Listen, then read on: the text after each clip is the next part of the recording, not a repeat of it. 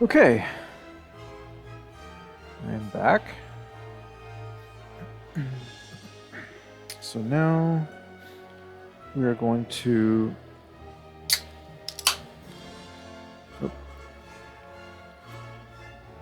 open another can. Gotta stay hydrated. All right, so let's go ahead and do this.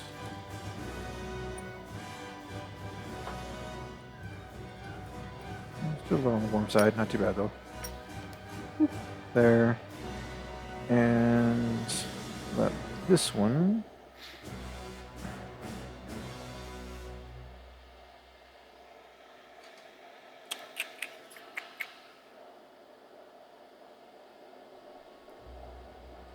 Yeah. Let me clean this out here shortly.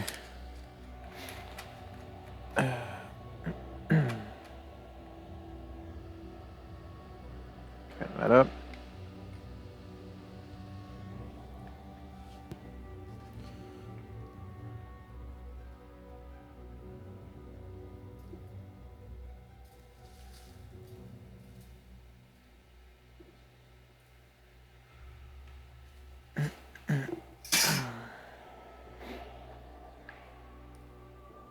Huh? Yeah. Yeah.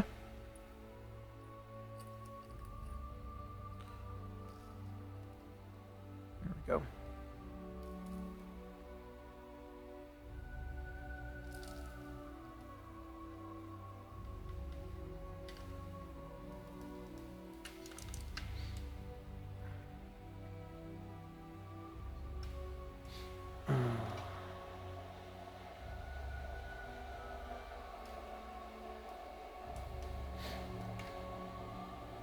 There we go. Let's go ahead and plug this back in. Excuse me. What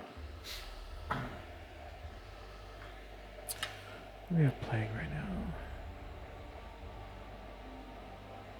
now? Oh, it's Mist 3 medley.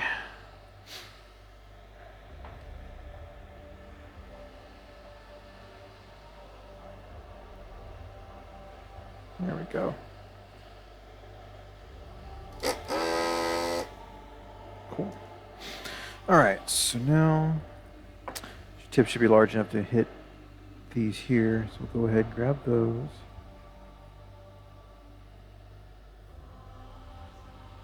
May not quite be ready yet. Let me actually flux these real quick.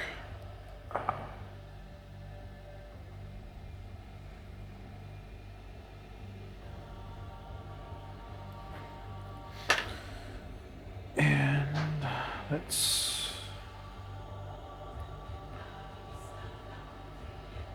make sure we're up to temp. All right.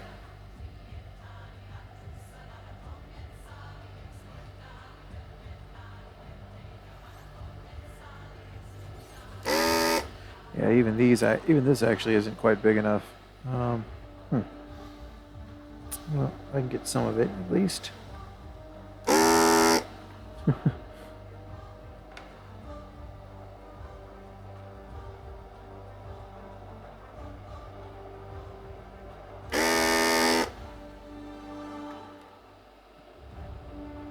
Yeah, definitely not quite big enough.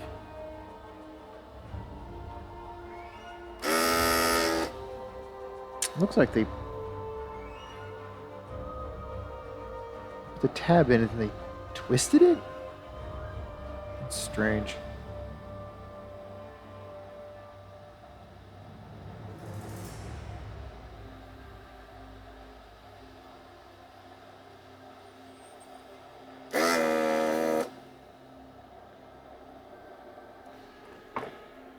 Let's do this.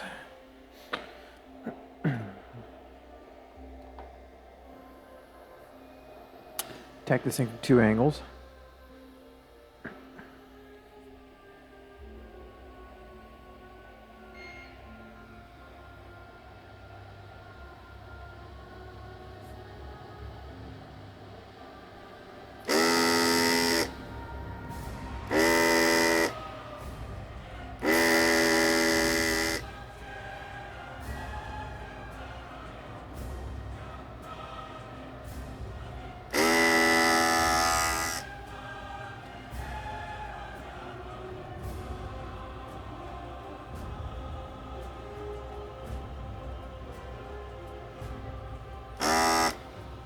Okay.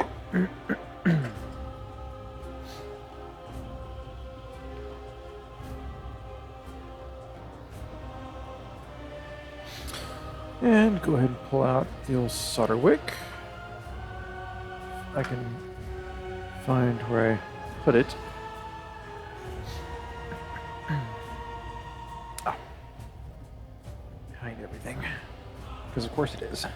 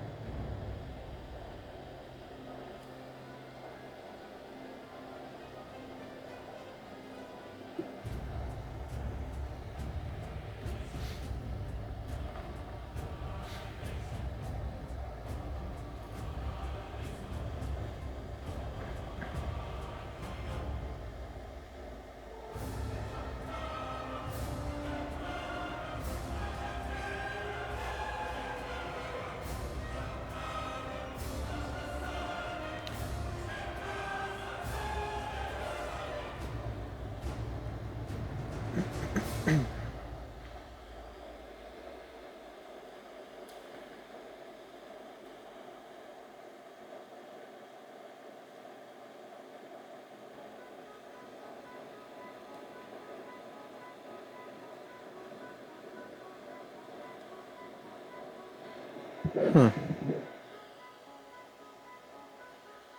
Looks like they did put it in, and then they twisted the lead around to lock it in place before soldering in. Great for assembly. Pain in the butt for removal. It may end up just snipping it off. I mean, it's not like we need the RF modulator for anything anyway.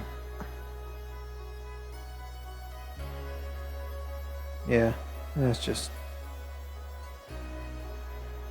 completely twisted around.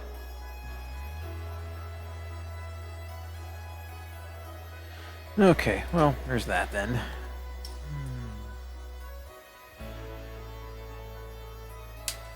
Ooh. Keep your safety squints on.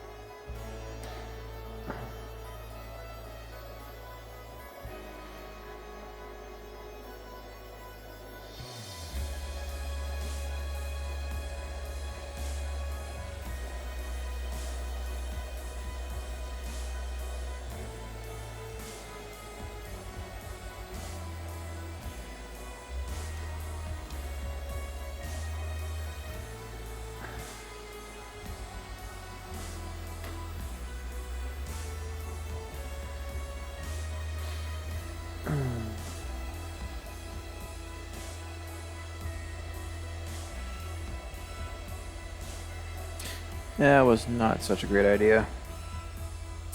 They didn't actually cut it off low enough.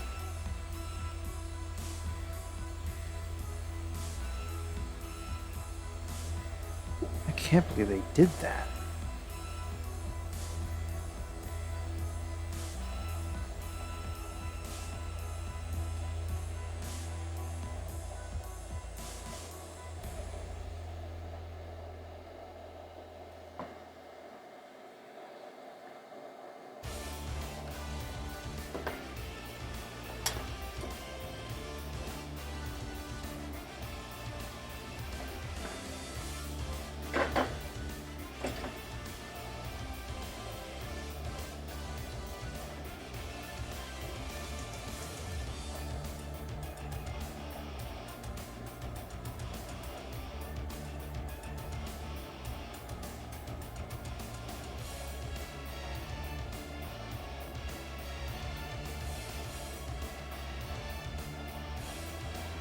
Try to clean some more of the solder off.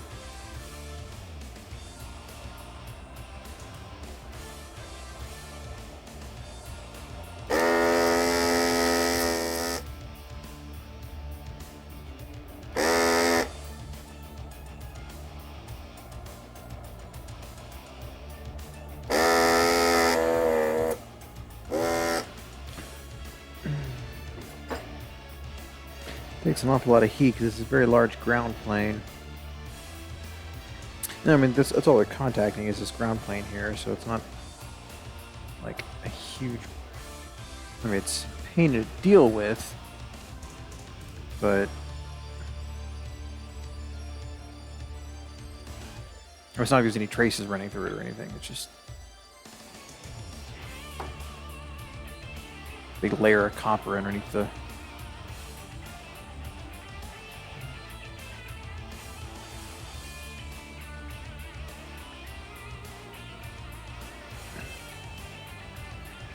Should be using a larger tip.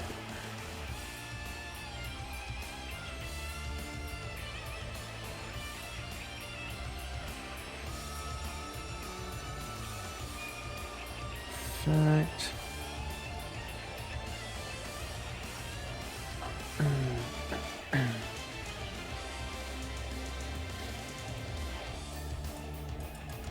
okay, current objective is removing the RF modulator.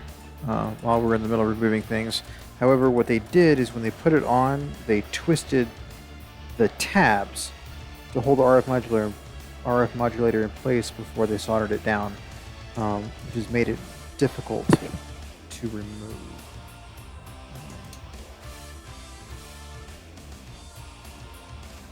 Switch to a different tip here real quick.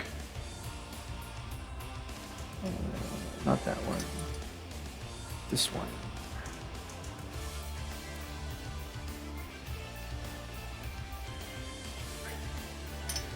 There, back on. So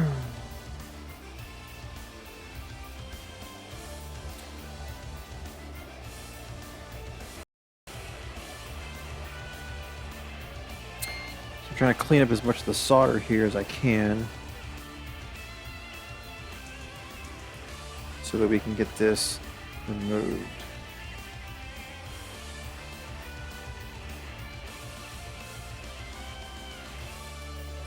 Yeah, this one here is fine. It's just straight through. No big deal. It's these two on the sides that are being a butt.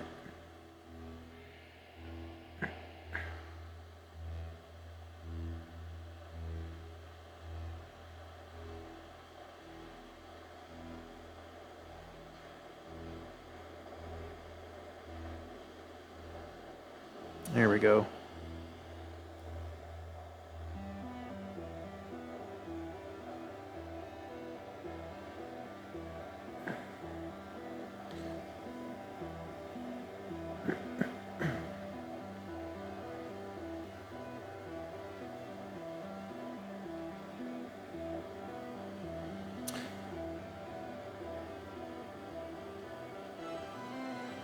Okay. It's a little bit warm to the touch there.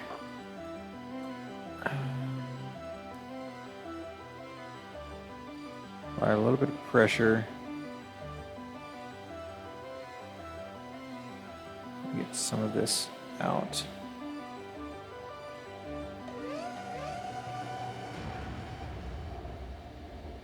Okay, well, that's starting to pull away. That's good.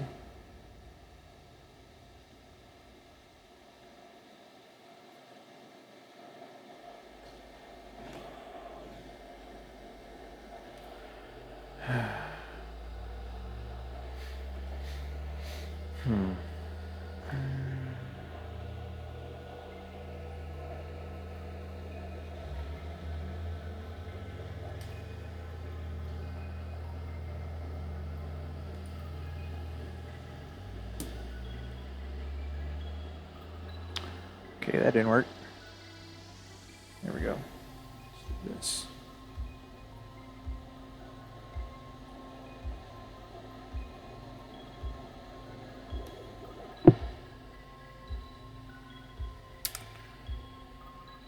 Or I could break that. Actually, at this point, should be able to go ahead and clip this from that side. Get it? I think I got it. Yeah. Okay, cool.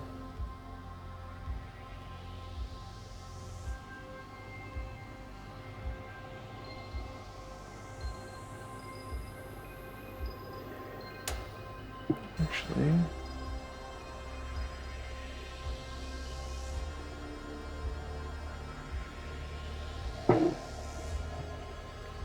Need a lever of some sort.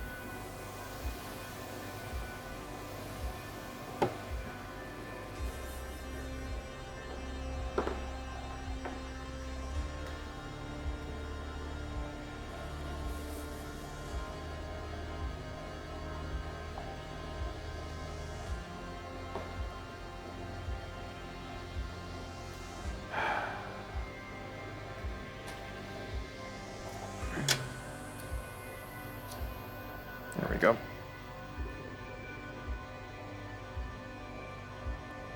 Maybe.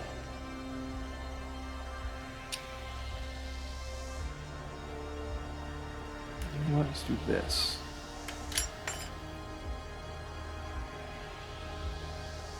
Isn't that a complicated looking little piece?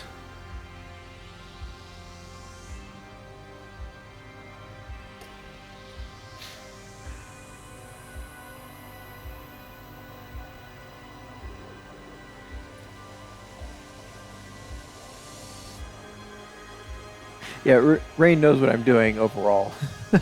This is actually her Genesis that I'm repairing here.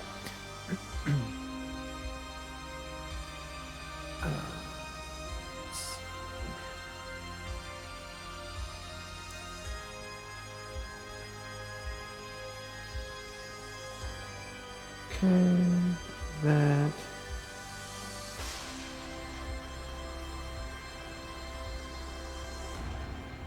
There we go. Nope.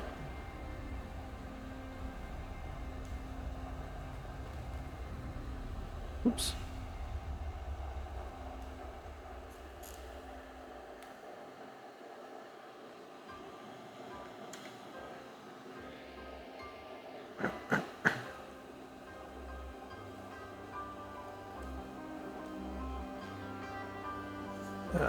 Right now, the objective is getting rid of this RF modulator.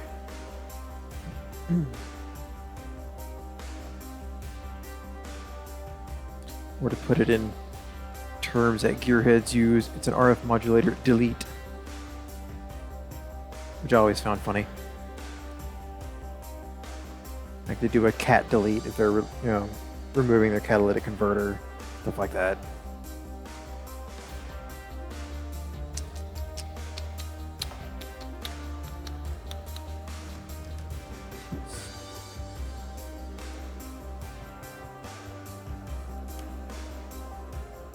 So what we can go ahead and do is just go ahead and get rid of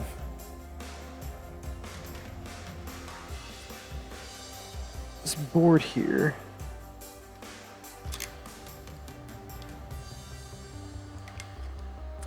That way, even if we can't get rid of the shell, then at least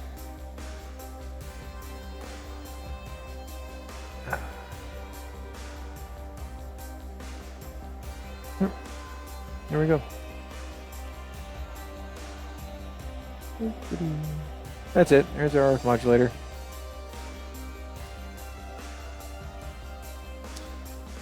Nice if we can get this out here, though. Give us some room to work with.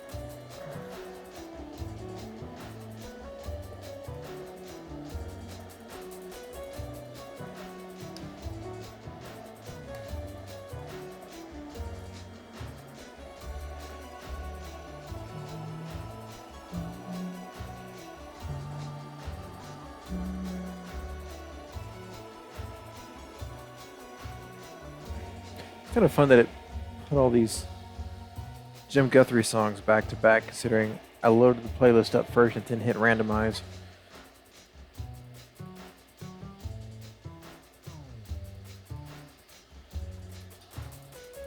Alright, what we're going to do is go ahead and actually add a little bit more solder to this. The idea being that I can then melt the whole bunch at once and hopefully pull it free. Because I get better thermal conductivity throughout the whole little puddle.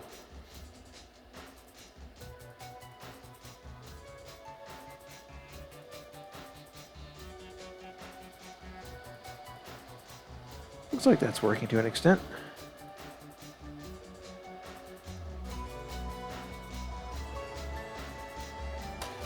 Hey, whoop. And it did exactly as I expected.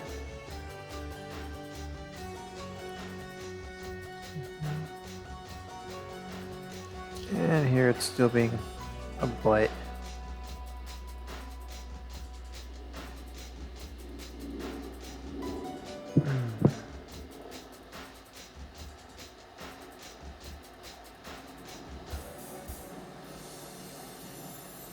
Come on. So close.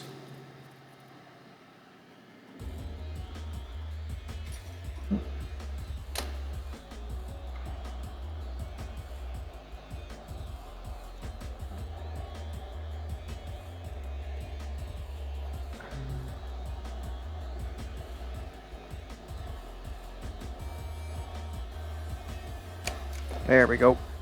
Bam. Sweet. Look at all that space. Plenty of space to throw something like, oh, I don't know. Oh, we could do that. That's actually a Genesis 2 jack.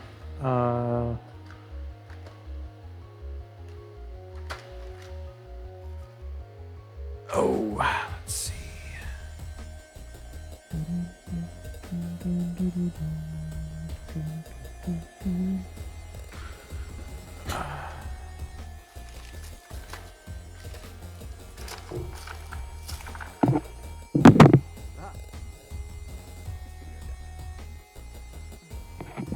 Oh, that's video jack. There you go. I don't know if you could hear me. My mic flipped up.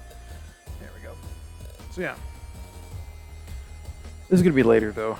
I need to look up everything and make sure I have all the parts for it, and if I don't have the parts for it, I need to get them. I might already have them, but that's going to be a different video entirely. Okay, so now time to clean up the board. Oh, look at that huge pile of crap. Take a drink.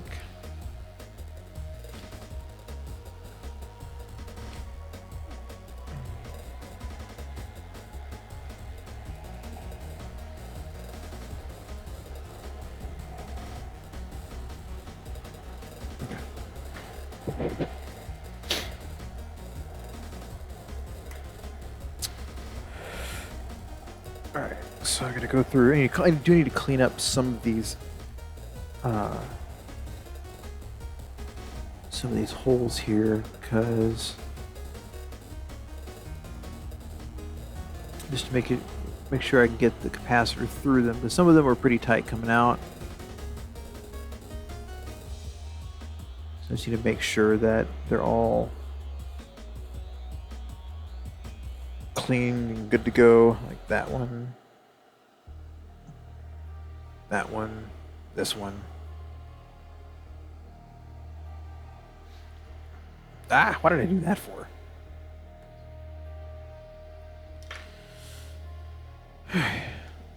Let the old solder wick.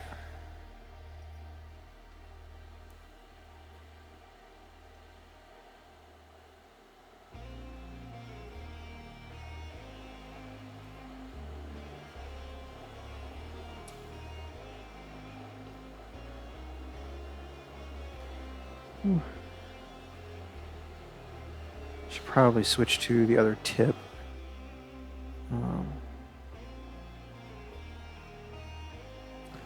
This is making the job go a little quicker.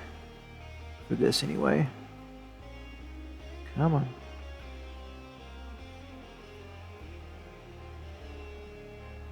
There we go.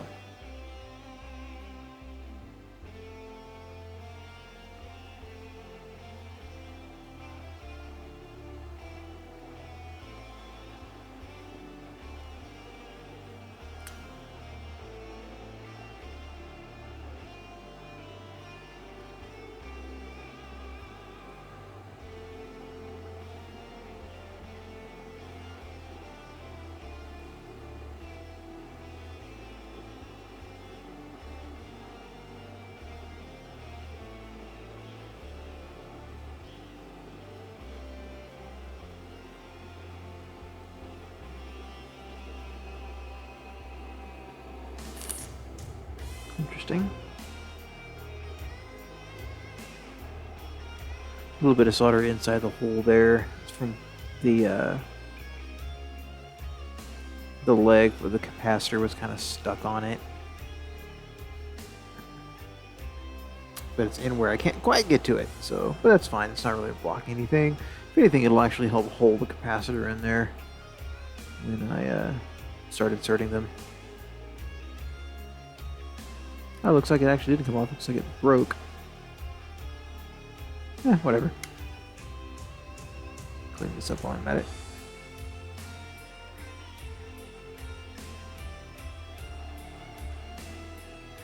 Oh, save for this one. Just kind of...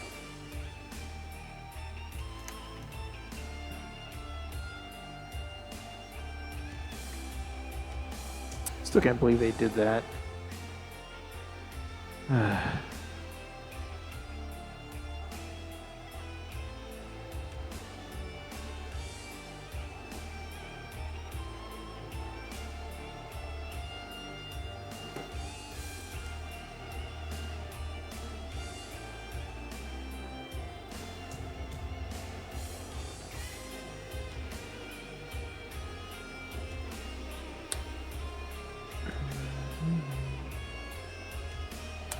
Those are fine.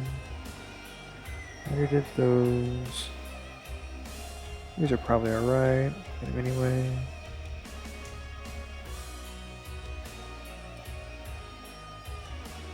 Oops.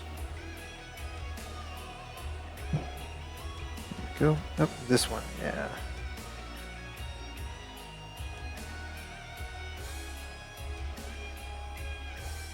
Okay.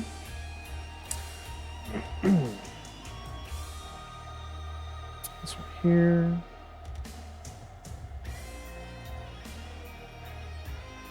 Alright, flip the board over.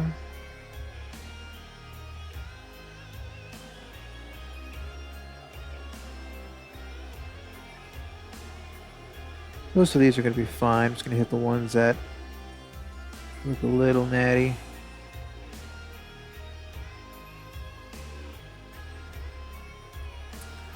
Clean this up real quick.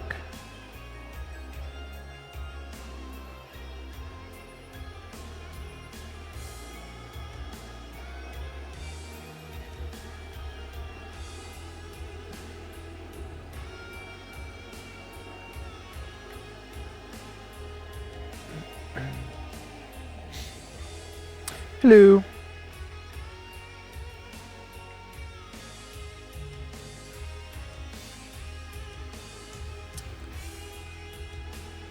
Just joined us. I've got all the capacitors removed. I have the RF modulator removed and the two power regulators, the LM7805s, removed. I'm just kind of going through and cleaning up here real quick to make sure I can put the capacitors in fairly easily with little obstruction.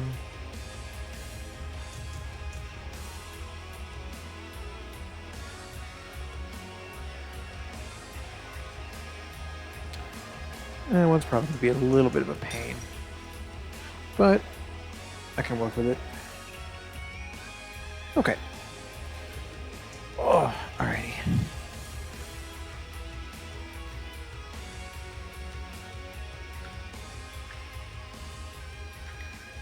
close this up. All right, I'm gonna go ahead and get the regulators put in.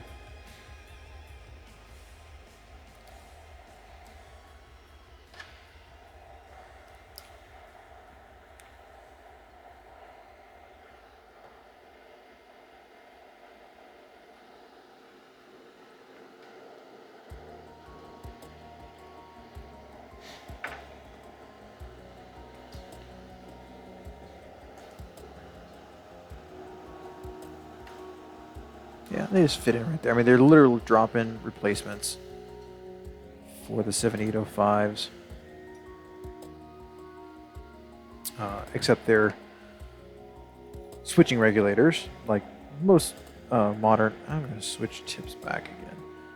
Most modern power supplies are switching power supplies now instead of linear.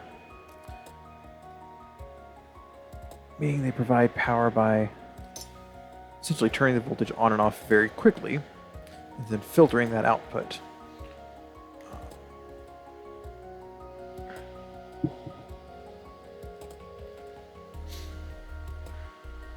Where am I? Okay.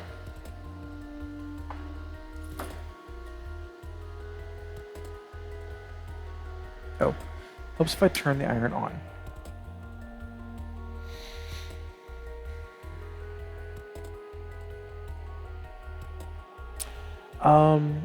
The EXT port is generally used for, there's a modem that was, I don't remember if it was released in Japan or not, but there was a modem that actually is attached to the back of it, and that was pretty much the only thing that ever used it. They never released it in the US. We got the X-band modem instead. And then, Sega Channel and all that stuff. But nothing ever used the EXT port, which is why they just ended up removing it completely, and nobody cared or noticed.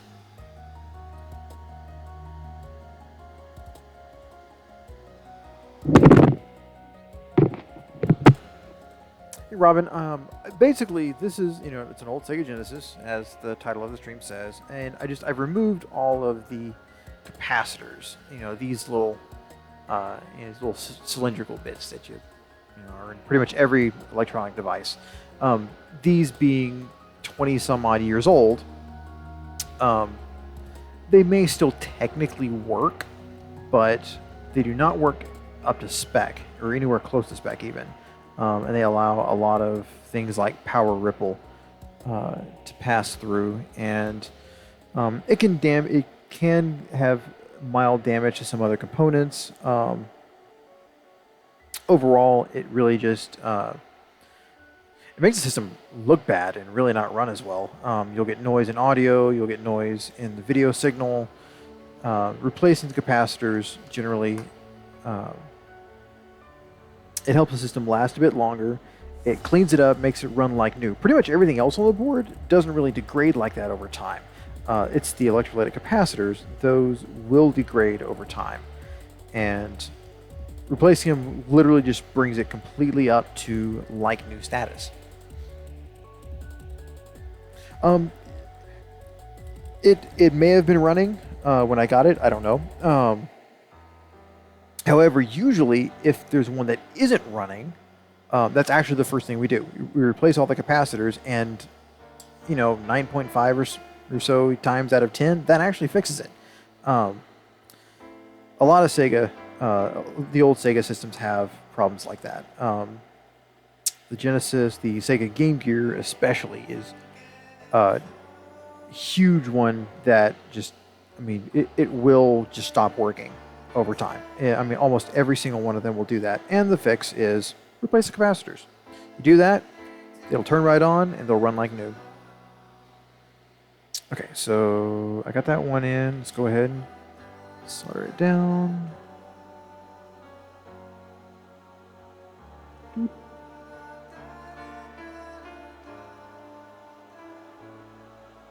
Come on.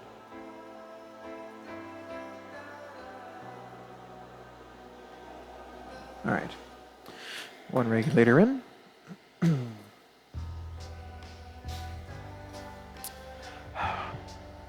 The unfortunate thing is that I don't actually have a video cable that I can test this with. Even if I'd left the RF modulator in, I don't have a TV or anything that has. Oh yeah, actually I take it back. I do have some TVs that have RF support, but I generally I never think about it. I never use them, but that's fine. I mean, I'll still be able to. I can acquire a cable and test this, no problem. I need to get a cable anyway, so yeah, there's that. A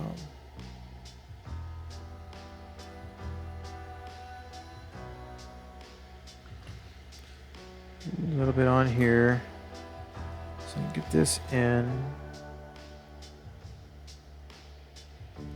then tack it down. Oops.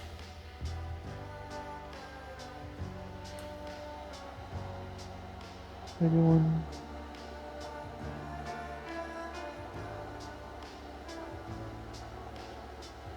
Okay. Regulator swapped. They're all fancy modern regulators.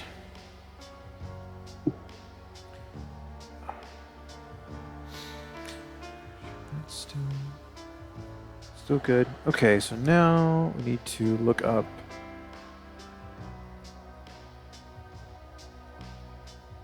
the capacitor map.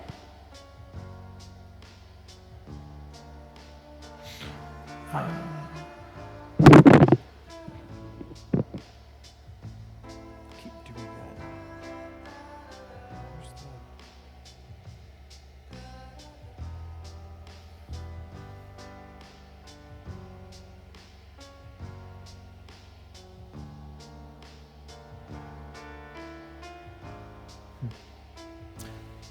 thought these microphone had a little clamp on it that I could use to clamp to the headphones so I wouldn't keep yanking the mic cable like that, but oh well.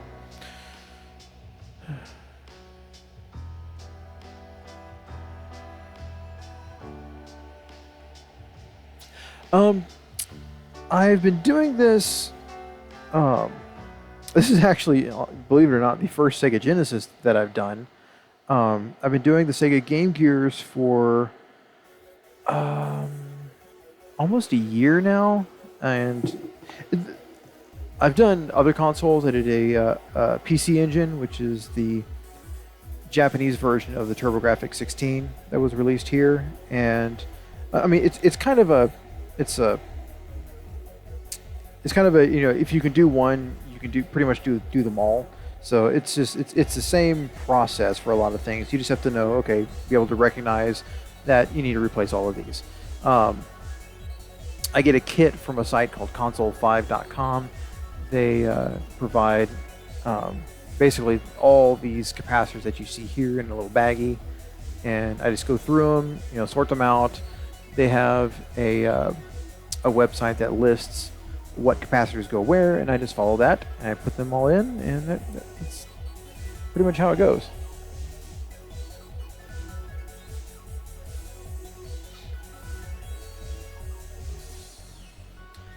Ooh, getting a little chilly outside. Okay, so this is the fun part, because now I have to hunt for all the little numbers on the board that say, you know, like your C44, C40, C62, etc., and then match them up here and see which ones I need to put in. So let's go ahead and let's start on this side. We're just kind of go down the board like this. So let's do these here. C51 is a 220 microfarad, which is this guy right here. The stripe on it means that's the negative side. They mark the positive side on the board, so you just actually go ahead, you just stick that in like so. Actually, can I use my PCB vise for this? Might. help a little bit.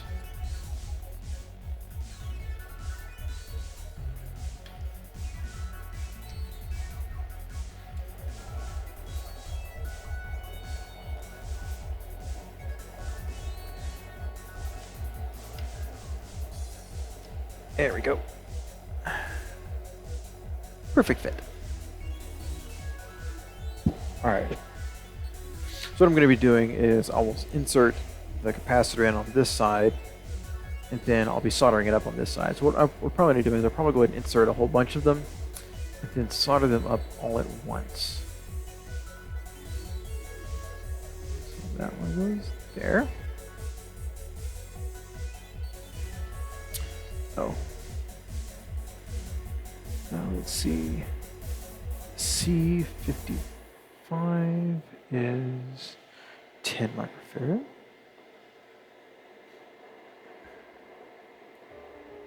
Again, you have to carefully watch the polarity, the positive and negative. Make sure that they're right.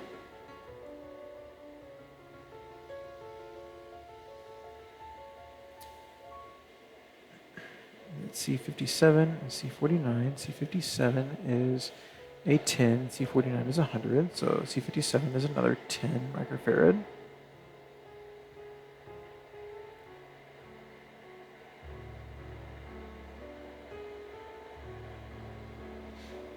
Oh.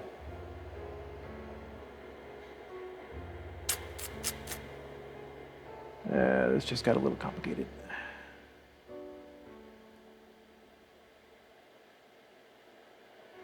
C57.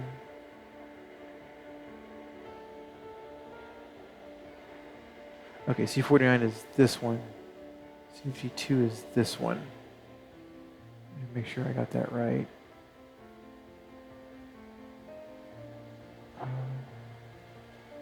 C57 was a 10.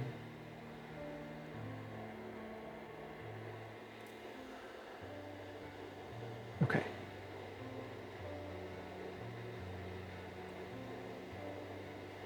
Okay, that's C49. Which C49 is a 100.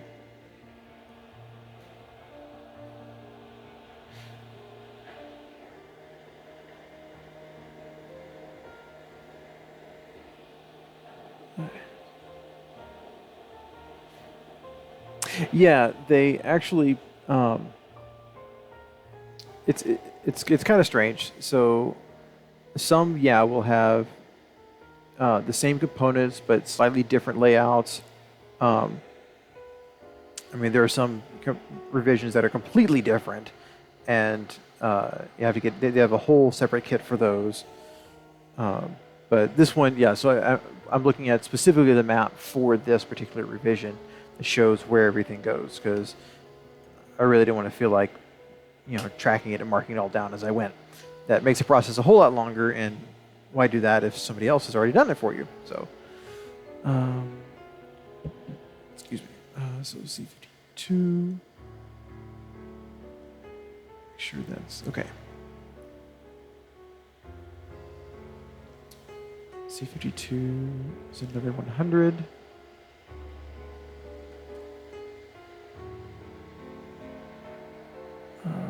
Positive at the top.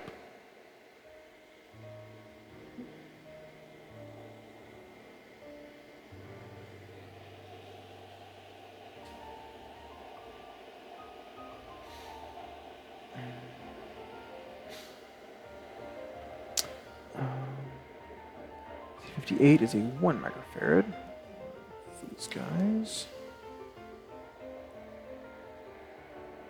The other thing with the capacitor replacement is we're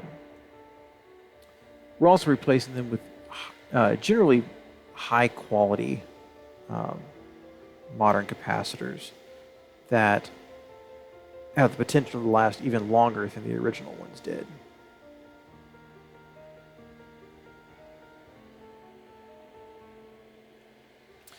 C1, I think that's the 220. That'll go here.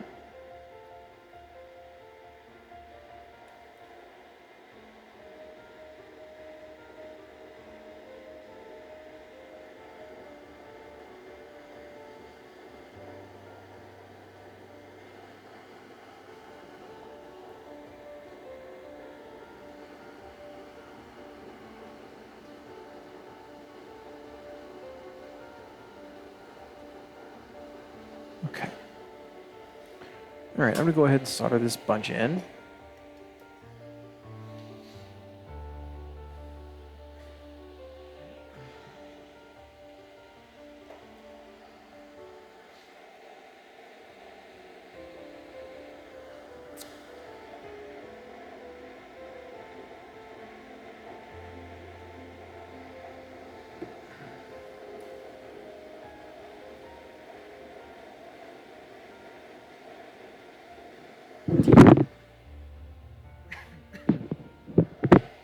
Sega, much like Nintendo, especially at the time, had instituted region locking um, in their systems, so that games released in Japan would only play on systems in Japan. Games in the released for the U.S. would only play on U.S. systems, etc. It was kind of dumb, and a lot of companies did it though, mostly so they could release games at different price points in different regions, and you couldn't just go buy, say, the US or the Japanese version of a game, whichever was cheaper, and import that.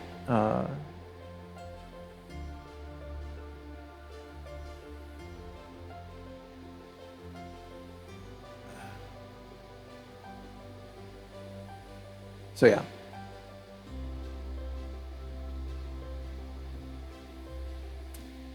It's something that's generally doesn't happen anymore.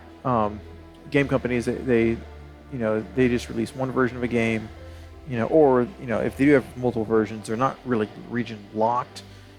They're just they might be in a different language, so you can't play them. Stuff like that. There's no reason to make a game not boot on the same system just because it's in a different country.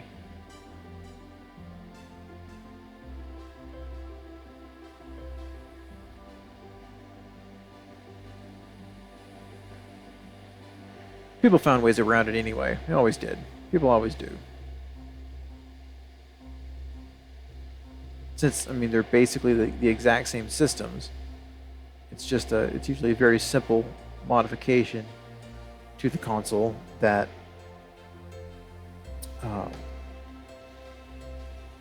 that you can basically just make it switch between regions. Because they only made one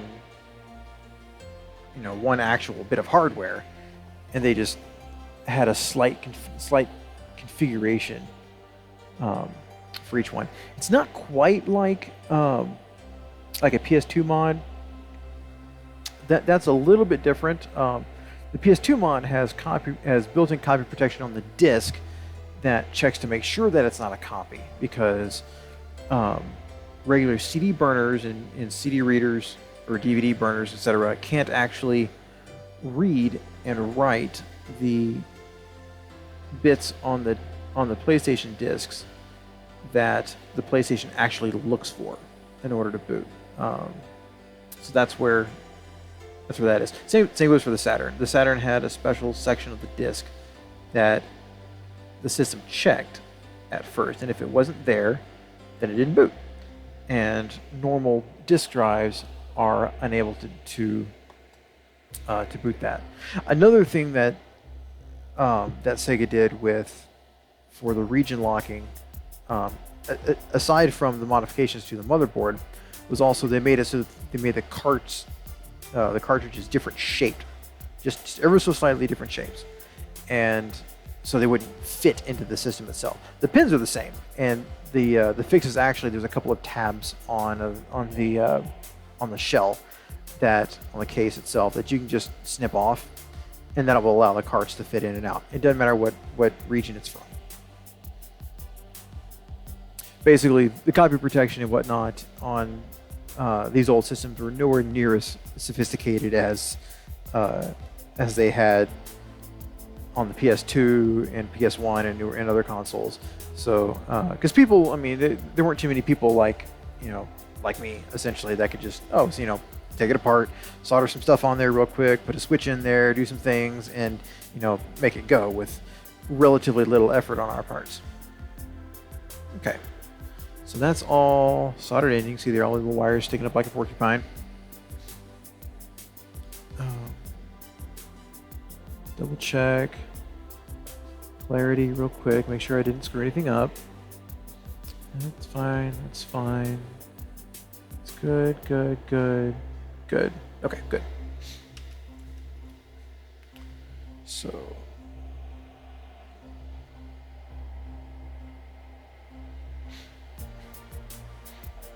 C50 is another 220.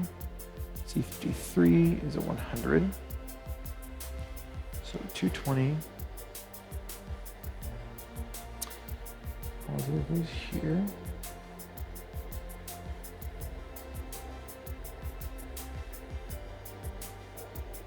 C53 is what we can say is a 100. Yeah, 100. These guys.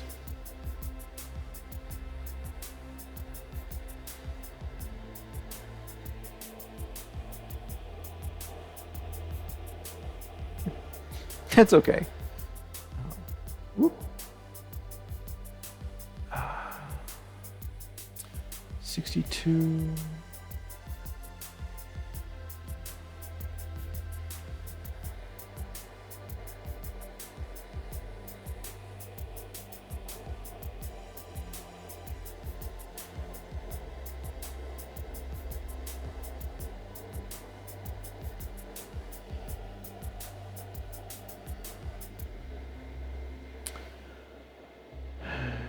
Here's another one.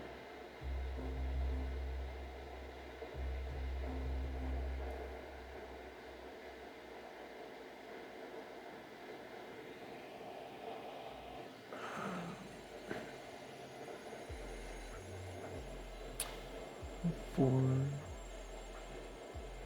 So another 1 microfarad. If you do have any other questions, I mean, feel free to ask. I'm glancing over chat every now and then, so you know, it may be a couple of minutes before I answer, but I don't mind. 61 is another 1 microfarad.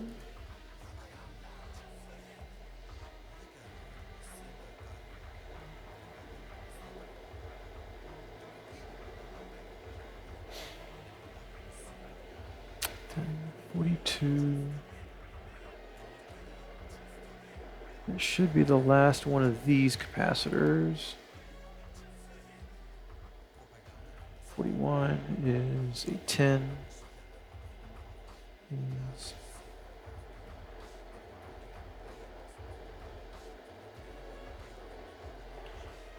43 is another 10.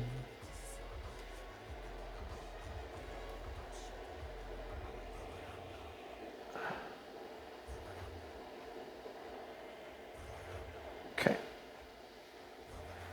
Here, let's see if I can spin this around so I can see what's going on.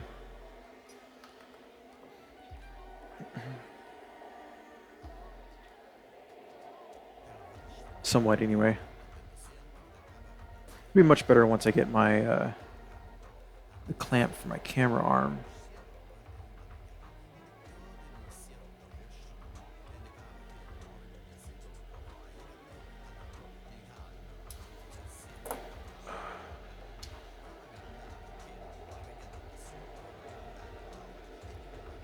There we go.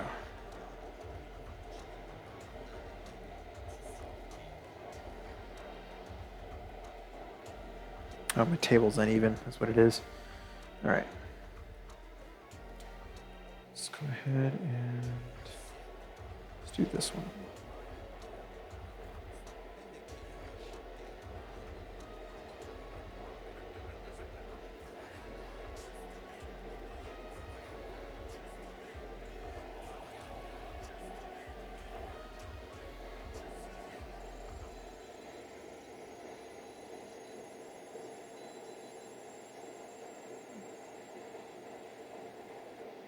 Oh yeah, Rain's quite knowledgeable when it comes to everything Sega.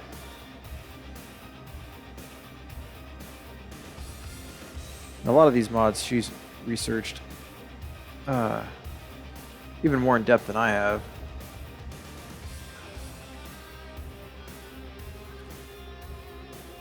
I tend to kind of look them up as I go.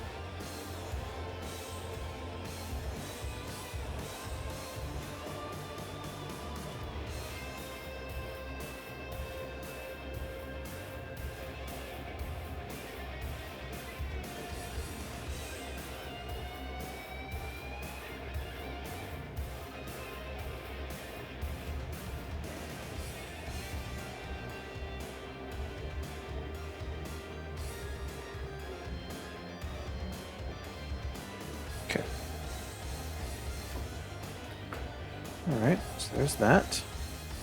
Stay hydrated.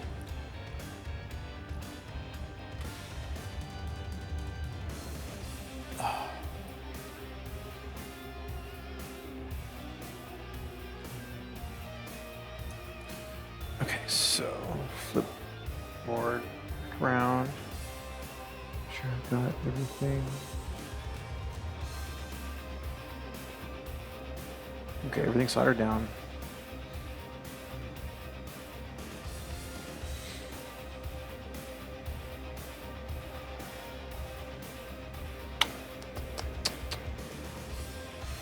Okay, C79.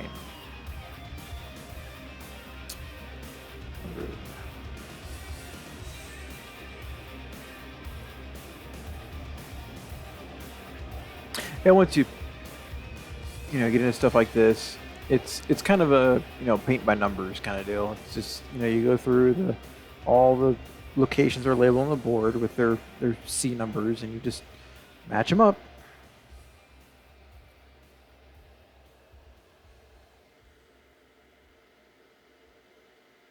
Most of the skill comes in making sure you don't burn your fingers off.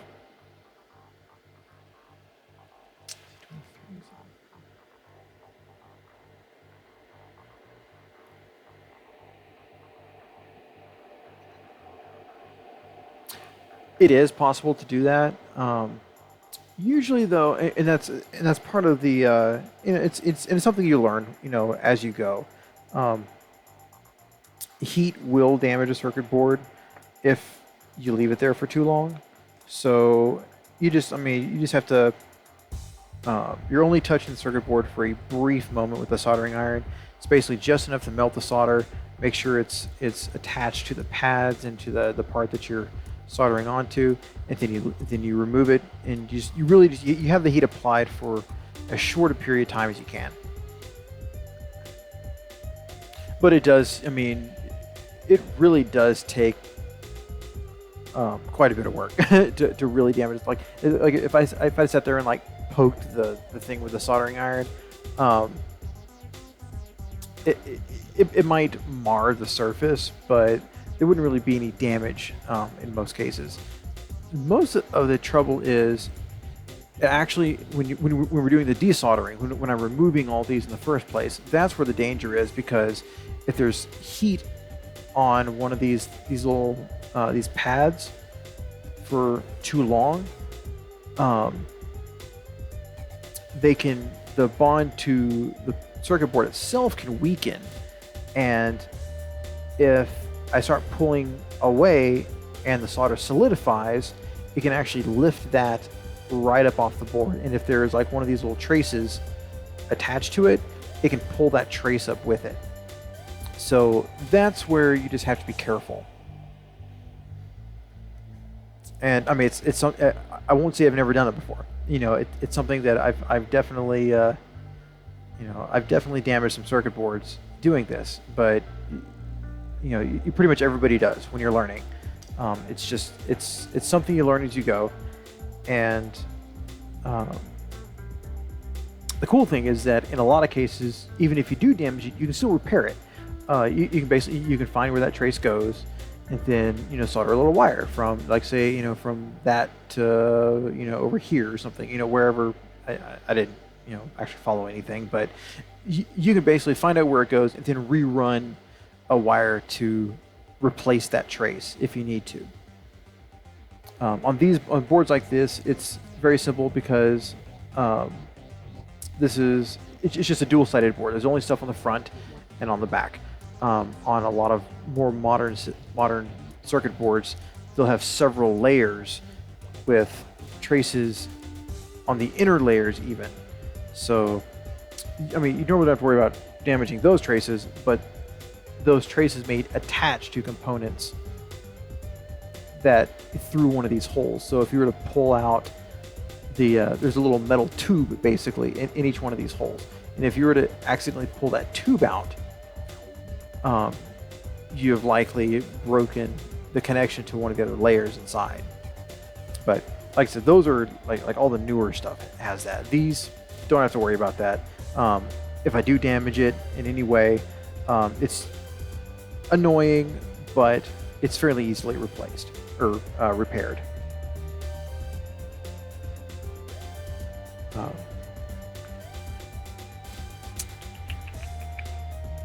I don't foresee actually ever, having that problem in this case because I've honed my skills enough that it takes quite a bit of effort to do that. Usually when I have damaged a board, it's because I put something in the wrong place and I have to remove it, or I have to install and remove a component several times. The repeated heat will, each time I apply heat, it increases the chance of lifting a trace or a pad.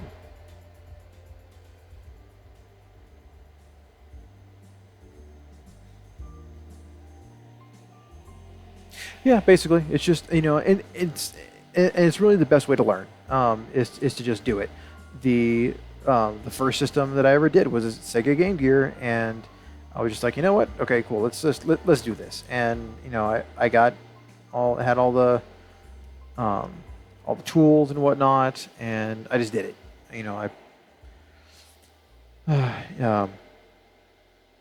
I pulled up the map, and I just worked on it.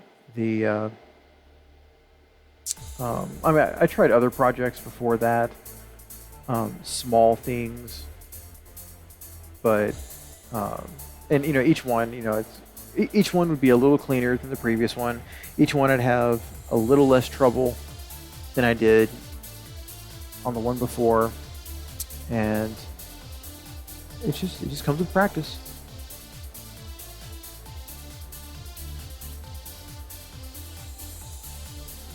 It's not to say I'm a master at this at all. No, not at all. A friend of mine that he basically taught me pretty much everything I know about doing all this stuff down in Texas, and yeah, that guy is a master at all of this. And he actually called me right at the beginning of the stream to give me some tips on how I was using my desoldering gun over here, which actually I need to unplug. Let me clean that off, tin it real quick. I forgot about that. This guy doesn't have an on-off switch. And also, when you're putting away your soldering tools, you always want to apply either a bit of solder to the edge, or they have something called tinning compound, which I have here. It's specifically for the Hakko irons, and this helps to protect it from oxidizing. Once you have an oxidized tip, it won't wet the solder. When I say wet, it won't melt and it won't stick to it, and it basically becomes useless. You have to get a whole new tip at that point. C74 is 100.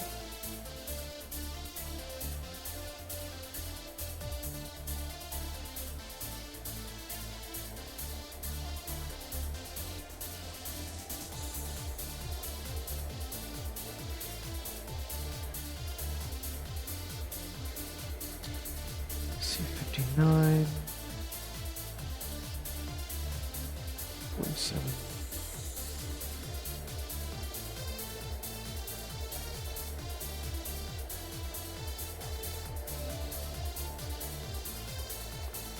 Go C38.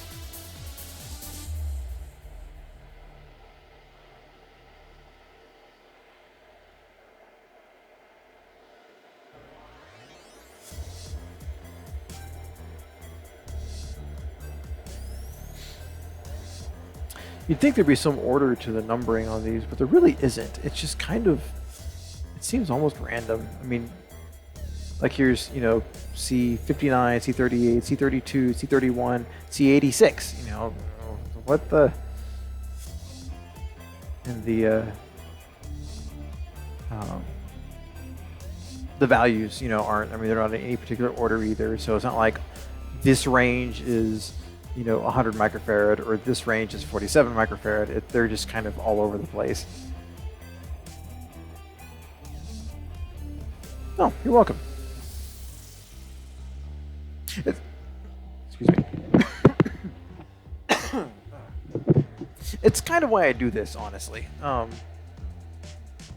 just show people, you know, kind of give them a look inside the system, and then also to, you know, kind of, you know, if they have questions, to explain stuff either about the system or what I'm doing, kind of what goes into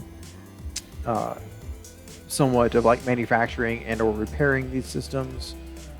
Because a lot of this back then, like a lot of these capacitors were done by hand, you know. So like the surface mount chips like this, you know, these were probably machine placed and then soldered with hot air or like placed in an oven type thing. But a lot of these through-hole components like this are actually placed and then soldered by hand. So there were people sitting in assembly lines essentially doing exactly what I'm doing right now. Although they were probably doing it a whole lot faster. Because they're, I mean, because it was what they did all day, every day. They just, I mean, did nothing but solder things on an assembly line. You do that a whole lot, you know, you get really good at it, and you get really fast at it. C32, I'm betting it's a 220. Yep.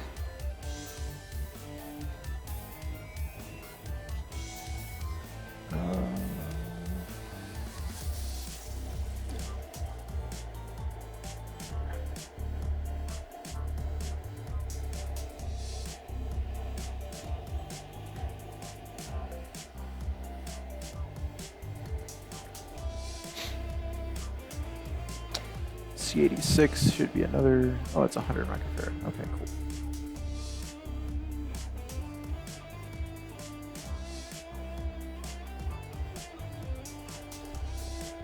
All right, you've got this whole thing populated, it looks like.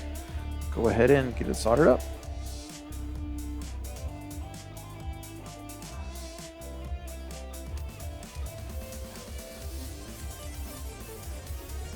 Ooh, ow. That's where you gotta watch out. You know, this thing is like a pencil, but everything from here on up is really hot. Fortunately, I touched the very back of it, so it wasn't too bad. I've touched up near the tip before, and it's ooh, it's a doozy.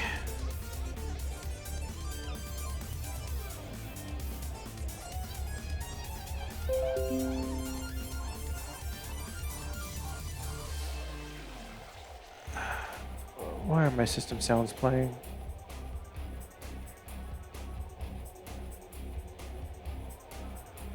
No, they shouldn't be.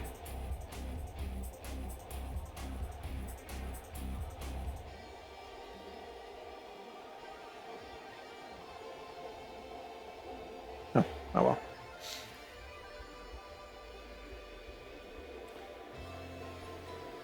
A little bit more.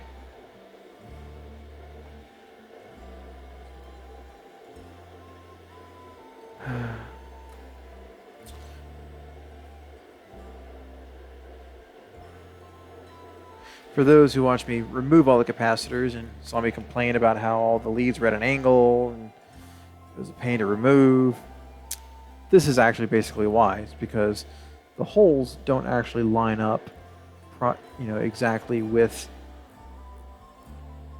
where the capacitor legs come out of the capacitor themselves. So they kind of do they do this bit to, you know, to fit through the holes. And plus, it also kind of helps them stay in place while you're soldering. So, yeah, when I'm done with it, it'll be almost just like the original ones. The legs all coming out at an angle. Go.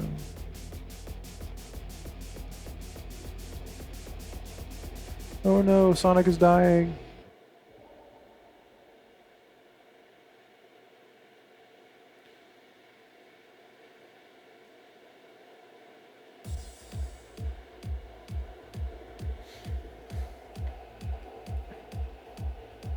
Okay, good night.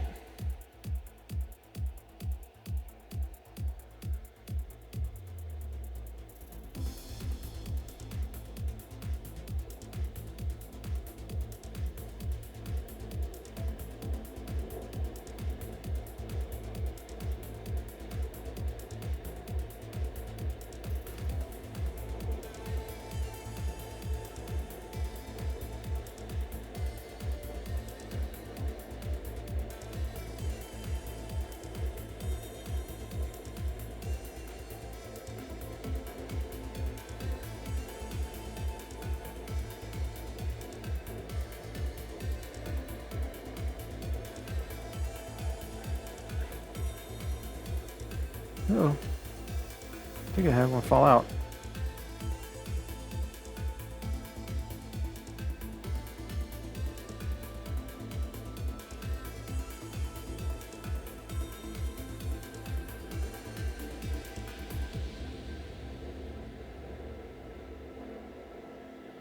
Oops.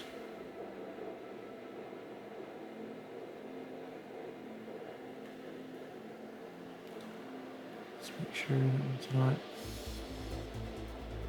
Okay.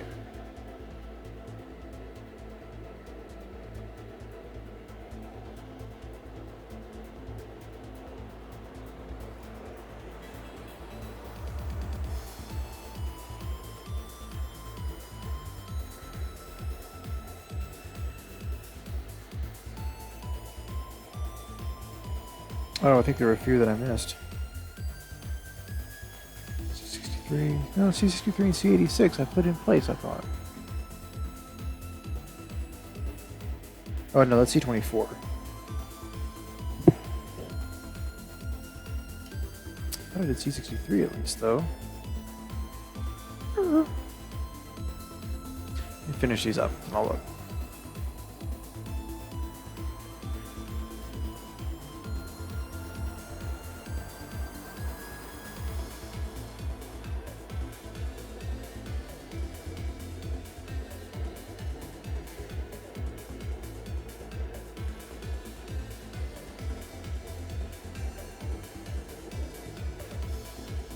Okay.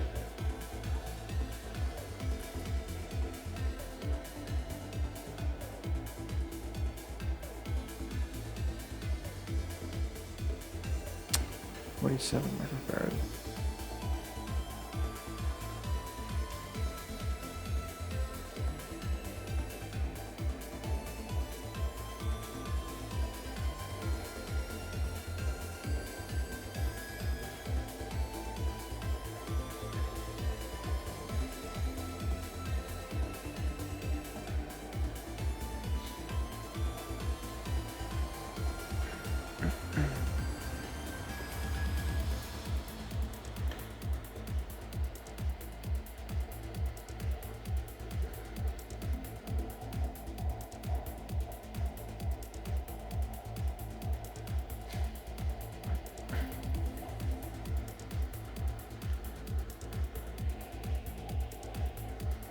Okay, Rain, I have a question for you real quick.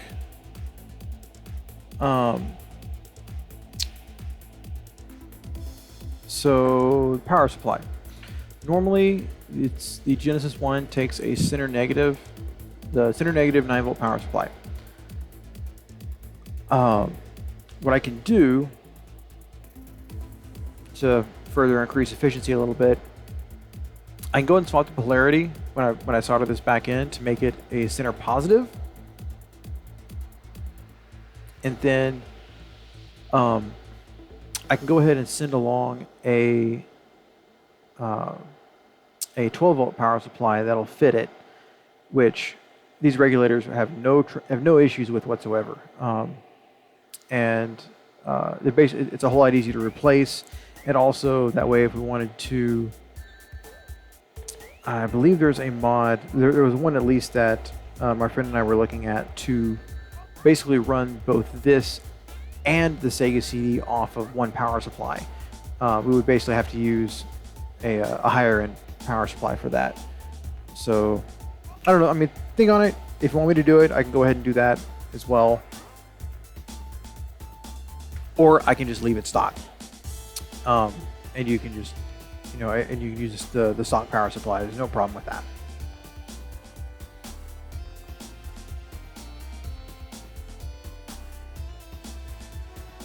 It's just something that I like doing when we do the regulator replacements,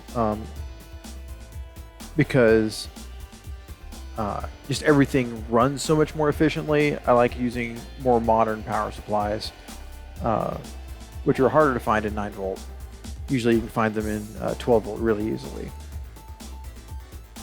My TurboGrafx 16, or my PC Engine runs off a 12 volt power supply now. Anyways, back to this.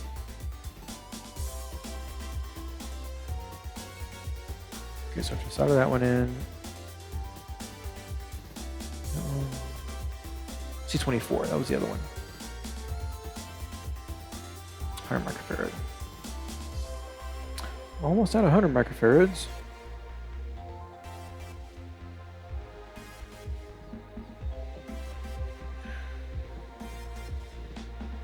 Go.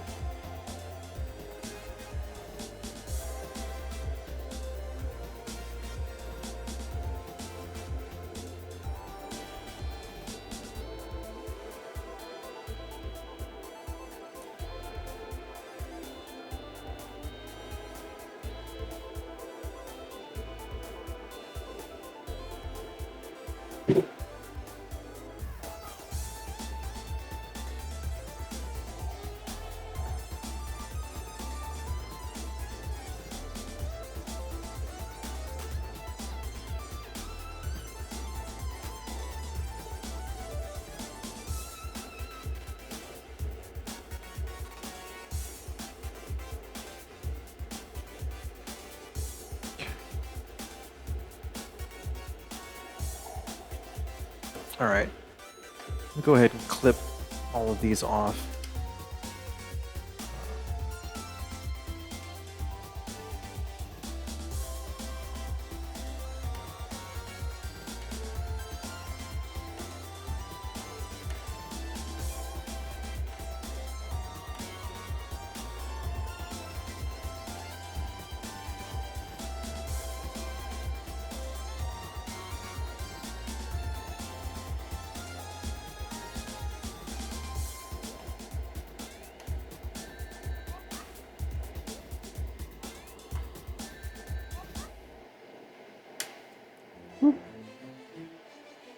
That one launched.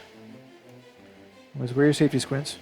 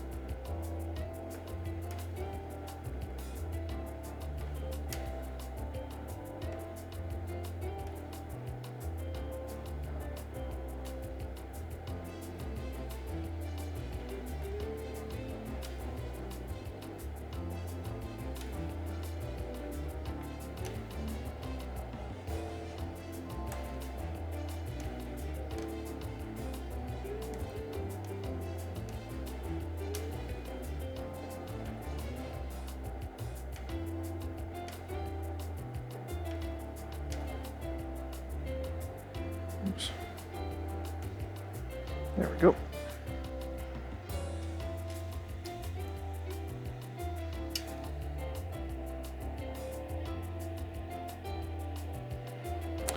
This one, these are actually from OC Remix. Let's see. I have a few of them that I have put in here in my playlist.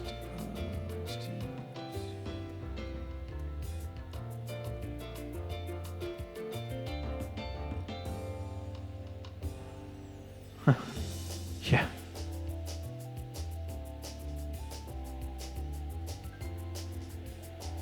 Here, I'm just gonna drop the link for the OC Remix album page, because I honestly don't know what this is from at the moment. I just grabbed a whole bunch of stuff out of my music library and threw it in there.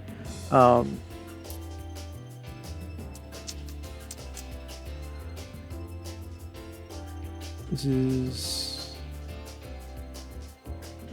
yeah, I couldn't even tell you by looking at this. Some of these are going to be from The Sound of Speed.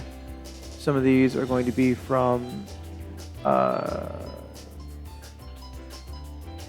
gosh, I don't even remember the names.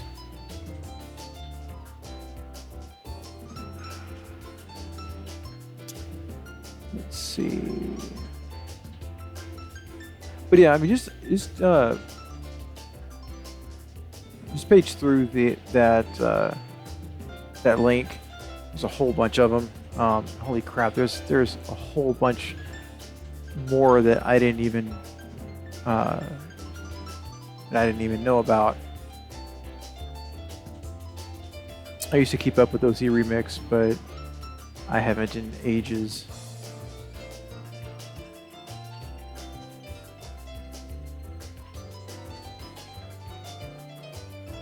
There's one for Knights.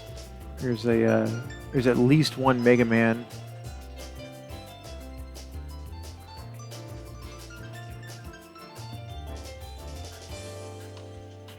A few Final Fantasies, you know. So, anyways, yeah, look through there. There's whole tons of good music.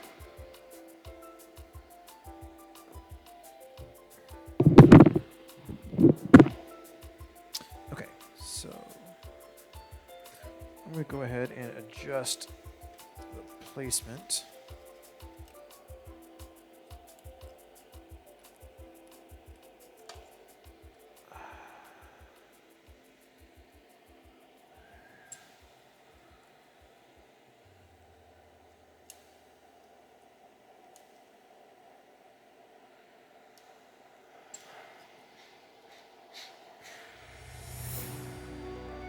Just a little bit so I can get to some of these.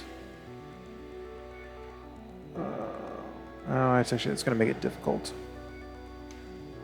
Let's do it this way. Yeah. Since I'm basically done with this side of the board now.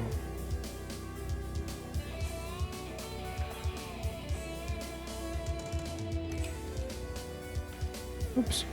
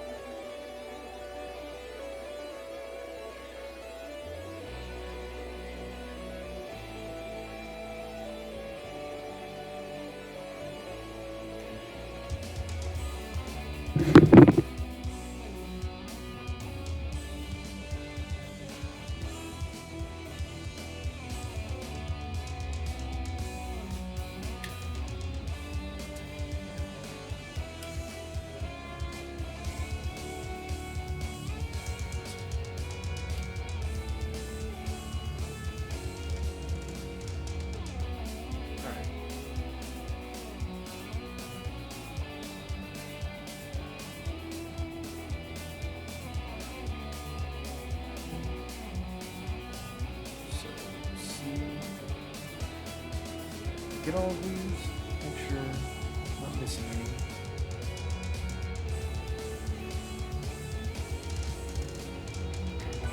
So C13, 10 microfarad. Got a whole bunch of 10 microfarads left, so expecting to use mostly those and the 47s. I only have one 100 microfarad and one 220 microfarad left.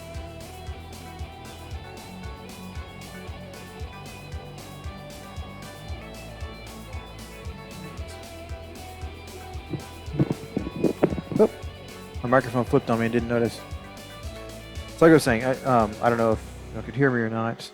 I mostly only have 10 and 47s left. I only have one each of the 100s and 220 microfarads. So I'm mostly going to be using these as I go through. It's just a matter of which one do I grab. So 64, 10,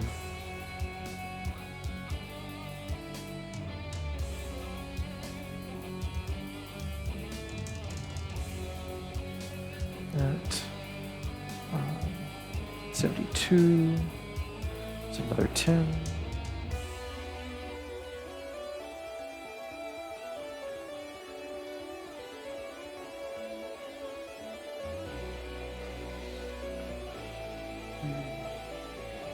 $65. Say 47.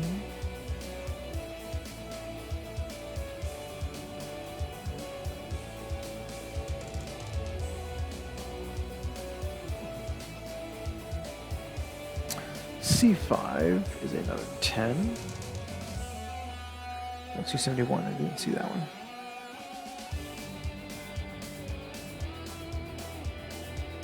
C71, 10.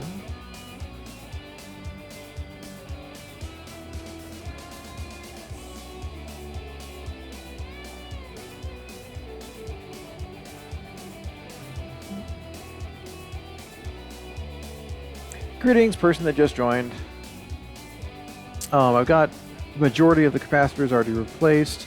Got the regulators replaced. I'm just finishing up some of the stragglers here. Grab what's left.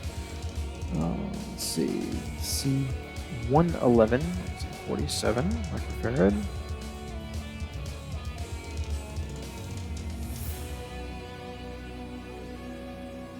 Okay, do that. 112, 10.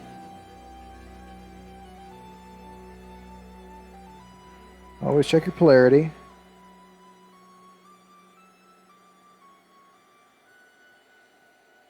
$66, 47.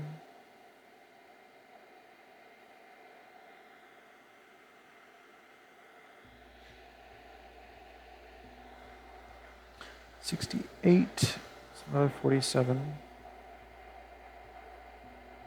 Now it is possible I might end up with extras. It looks like I am actually. One extra of each. Normally the kits, they don't come with extras, but this is a kit for several revisions of a board, and some may have more capacitors in some places than others. So, in this case, a few extras is fine. The Game Gear kits, for example, typically come with exactly the capacitors that you need for the system, because the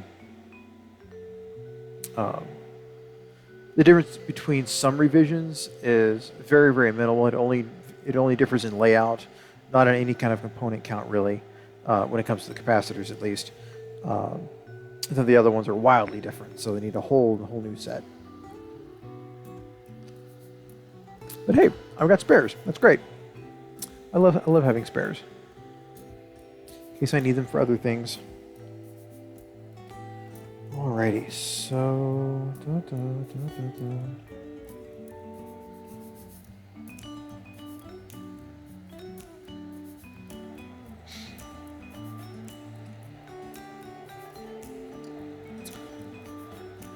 just looking over again, double checking, making sure that I'm not missing anything. It's like having extra screws when you're putting something back together. Nope, looks good. Okay.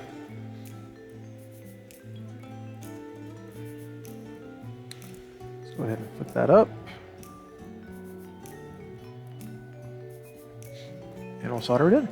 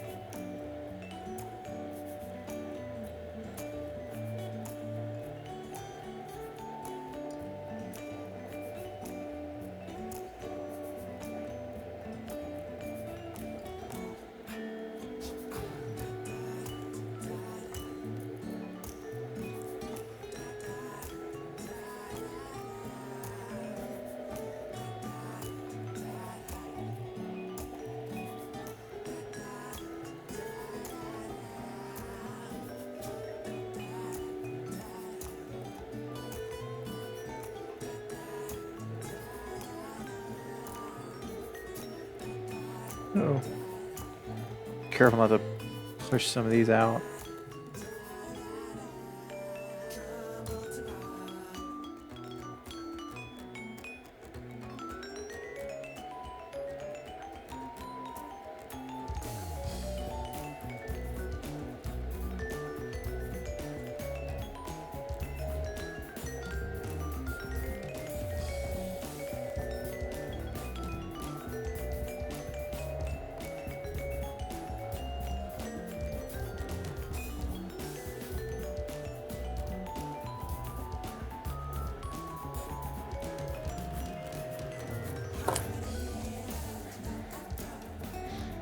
Yeah, I push this one out a little bit. Need to push it back in.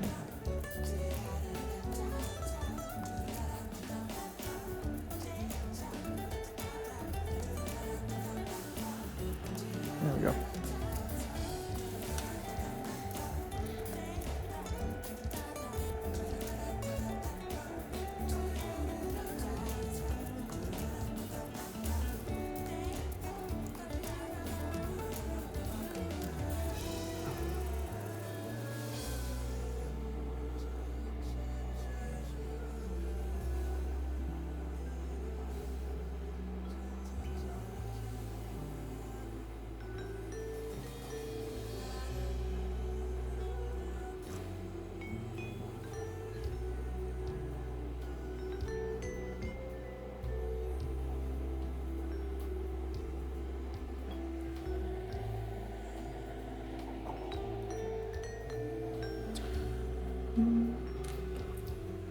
And that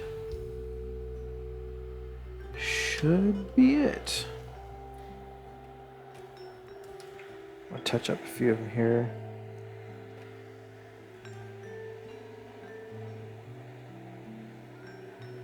Oh no, looks good. Ah, nope, missing one. Touch this one up real quick.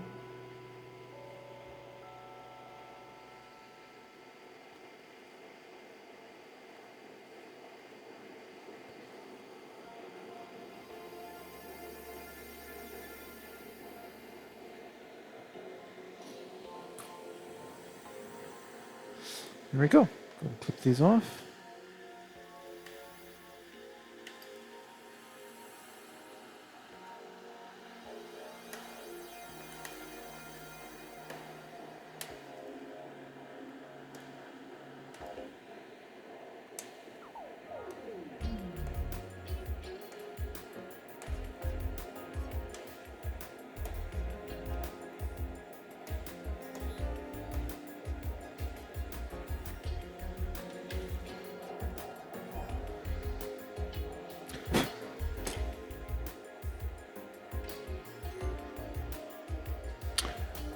And there you have it.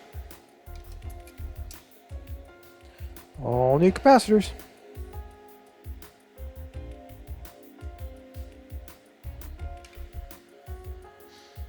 So I'm going to need to go ahead and order a AV cable for this so I can test it. Or actually, I'll probably just end up ordering an RGB SCART cable so I can wire it into my CRT setup downstairs. That way I can properly test everything. But now it's all in here, so I'm going to go ahead and actually do a little bit of cleanup on the board itself. Just to kind of get some of this extra flux and whatnot off, just to clean up the board a little bit. Isopropyl alcohol, as high percentage as you can get it. Fantastic stuff. Actually, before I started, board is a little on the grungy side, so I actually took it outside, and where did I put it? I have some of this stuff.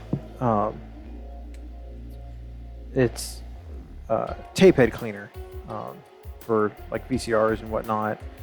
It's fairly old. I don't even think they don't really even make it like this anymore. But it's ethanol and methanol are the primary ingredients of this stuff, and this is the take it outside and use in professional or industrial use only. This is heavy duty stuff. So yeah, I sprayed the board down a lot with that before I started all of this to kind of clean it up and get it ready to go. So let's go ahead and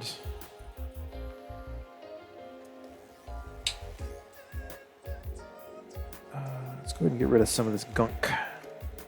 I'm going to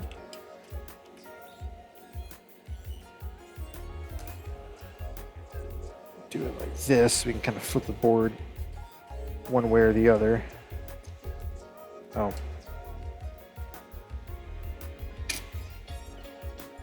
Do this. There we go.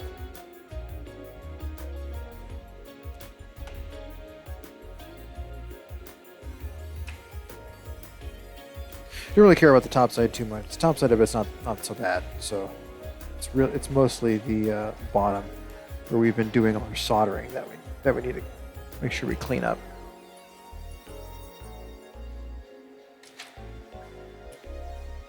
Do this a little bit, just kind of around. Scrub it. I have an old toothbrush that I keep especially for this purpose.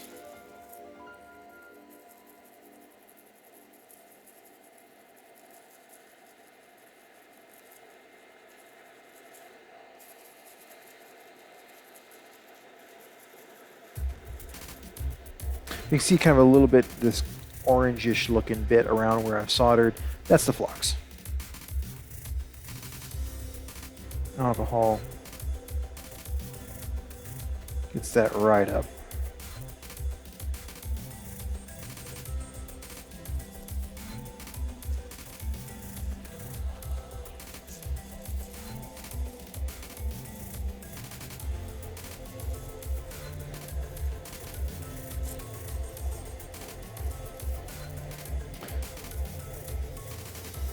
It was all gunky over here, and now it's all starting to get shiny.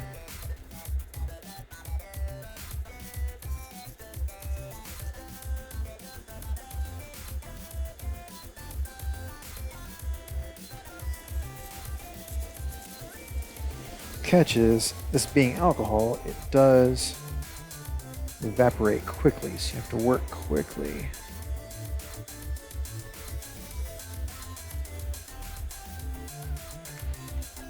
There it is. Kind of just make sure you re-wet it. Because otherwise the alcohol evaporates and leaves the flux on the board, and you're right back where you started. Okay.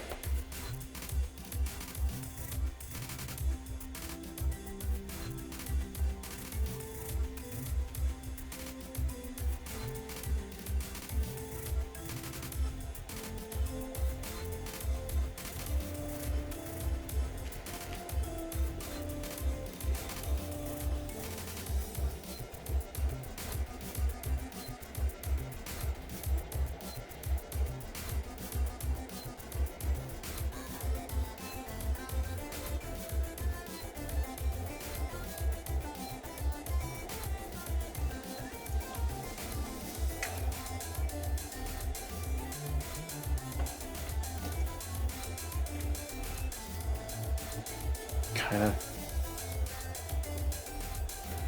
like a little rinse here real quick.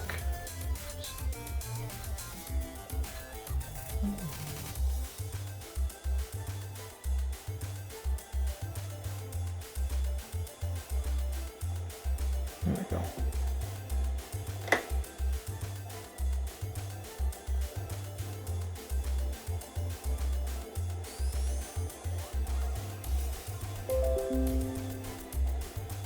You see that's the flux coming up off the board.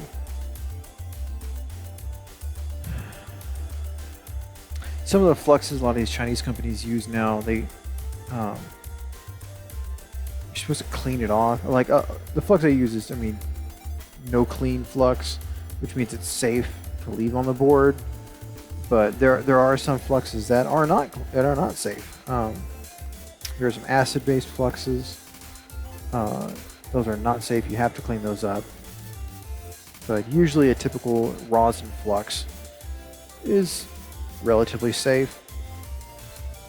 But you still want to clean up afterward. Just, I mean, it's not sticky and grungy and whatnot. Okay. Ooh, all that alcohol on my mat.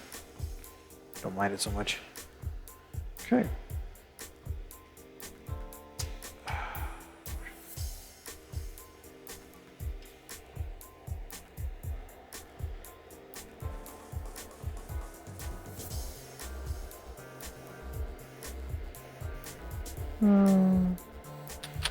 Actually, I do need to do a little bit more soldering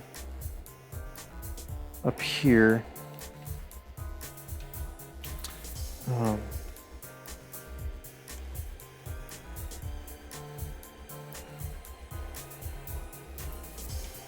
Generally, when you're soldering, you've got to kind of keep an eye out for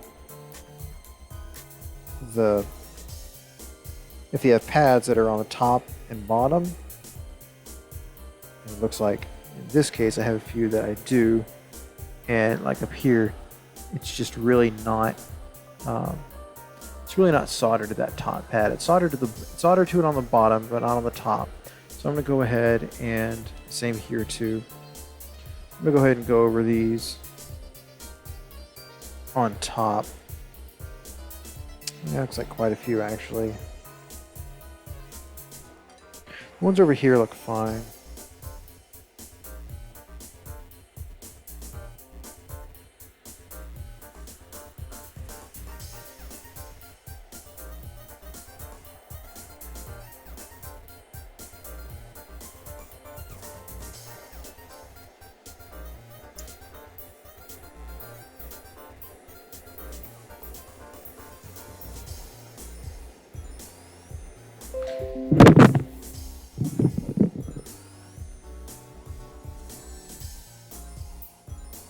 Should have made a cleaning pass on the board after I removed all the capacitors, and I didn't. Okay. Put this back.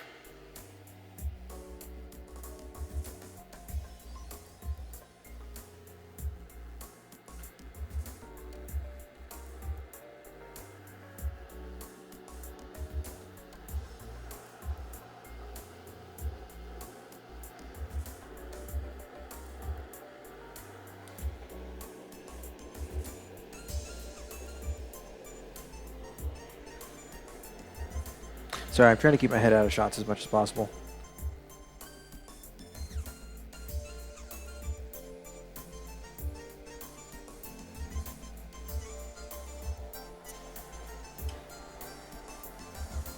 That's good.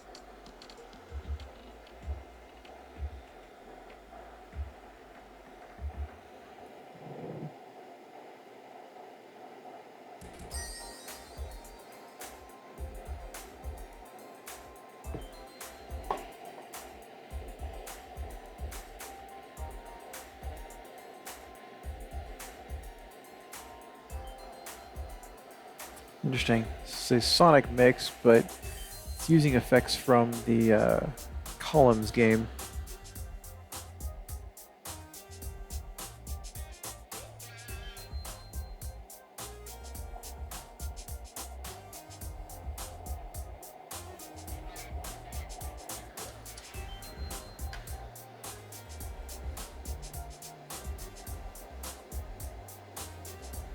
There we go.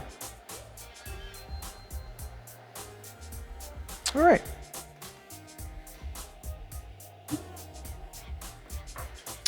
And there we have it. Regulators, no RF modulator, and a whole slew of capacitors across the board. That's done. I'm not going to actually put it together here on stream. I still have to clean the shell and um, just do a little bit of other work on the shell itself before I put it back together. And I can't test it anyway at the moment, so I'm going to go ahead and sign off for now. Thanks for watching.